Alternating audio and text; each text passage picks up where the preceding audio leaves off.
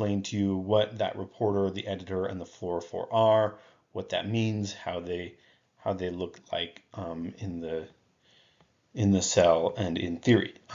So the Cas13 cell image, I'm going to show you an image of the Cas13 cell and a little video, and that's going to kind of be more precise about what that can look like.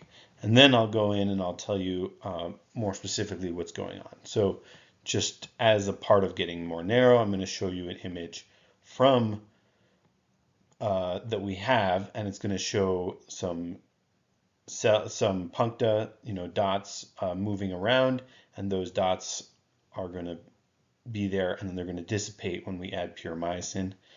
And so here we can see those dots, and they're moving around, and then at the time point 3, we add 3 minutes, we add more pure myosin, which gets rid of some of the dots. Now, I do have to drag through this. So you see here they're added, and then the dots go away. And then to see a comparison, so that's in reverse, to see a comparison, we have the same image, a different cell from a different chamber, the non-edited chamber, which has fewer to no dots, puncta. And then we don't add pure myosin because there are no dots. So that's interesting. So what the pure myosin does is it blocks addition of new ribosomes, and then all the ribosomes will run off, and that takes about a minute. Okay, so next we have here we have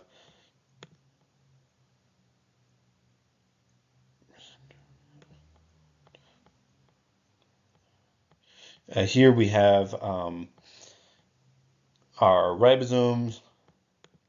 Add to this.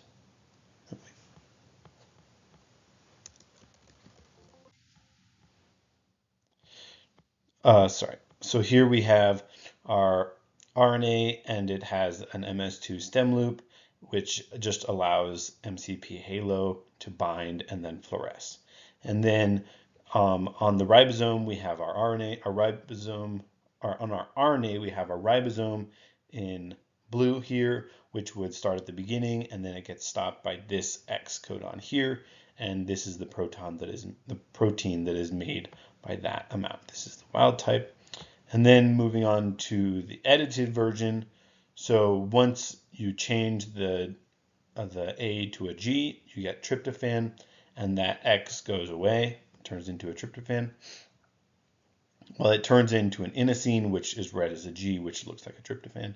And so here we have our ADAR, our Cas ADAR, our Cas guide ADAR, which binds and edits that X, and then here the ribosome is reading through, and as it reads through further, you get a longer protein as well as the fluorescent part of the cell, the protein, which can then be seen in green. And so if you remember the image, we were able to see those greens.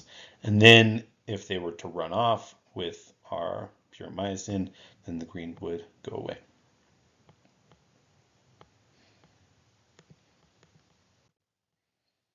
Okay, so now broadening back out a little bit, I'm going to show you some images about what we see in those actual images. I'm calling this single molecule resolution, and it's improved visualization resolution. So essentially, from those bands that we saw back on the first slide, we see now instead of just bands showing us our information, we see actual dots, puncta, and we're able to verify. We're able to prospectively, we will use more data analysis to show that that is indeed editing. So our single molecule resolution shows Cas13 edits. So um, from that video in the past, we saw the high resolution light microscopy non-edited RNA, and that showed fewer puncta. Um, and then on the right side, we showed the cell that the high resolution light microscopy edited RNA, and that showed an increased quantity of puncta. So essentially, with having more puncta, we can assume that more of that protein is in fact made. And one thing we can do to show that more is by counting the number of RNA RNA MS2 MCP halo associated with the GFP. But I won't go into that here. So here we have our single molecule resolution. So on the top, this says molecule. So we have RNA being shown here with MCP halo being the fluorophore. And then next we have the KDM5B anti-HA GFP being visualized here with GFP being the fluorophore. And this is the merge, which is self-explanatory. And here we're not seeing so many of the GFP puncta, but we are seeing the MCP halo puncta. And here we see more MCP halo, but we also see more GFP. Of course, this is why we would want to associate the RNA with the KDM5B. So that's something for the future. So to conclude, we showed that we had we showed that we previously could see gels which showed edits. We saw that in the SDS page gels that I showed towards the beginning.